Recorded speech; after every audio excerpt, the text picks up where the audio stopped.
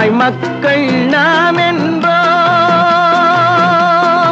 ஒரு தாய் மக்கள் நாம் என்போம், ஒன்றே எங்கள் குலம் என்போம், தலைவன் ஒருவன் தான் என்போம், சமரசம் எங்கள் வாழ்வென்போம்.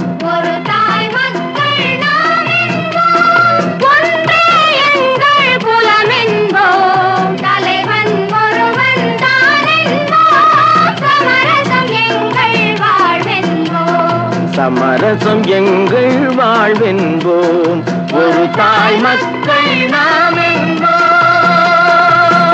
வாழ்க வாழ்க வாழ்க வாழ்க.